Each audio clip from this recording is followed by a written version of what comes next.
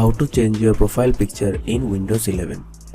Profile picture is a great way to personalize your user account and make your PC feel more like yours. So let's dive right in and show you how to do it. First, click on the Start menu.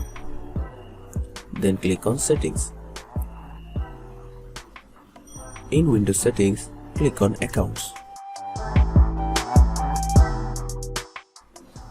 In the left sidebar, select your info. Under Adjust your photo, you can capture image with your camera by clicking on Open Camera. Or you can click on Browse Files to choose a custom image from your computer. Select the image you want as your new profile picture and click Open. Your profile picture will now be updated with the custom image you choose.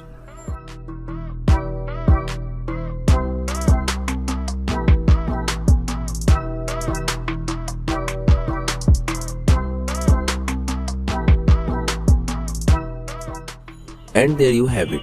You have successfully learned how to change your profile picture in Windows 11.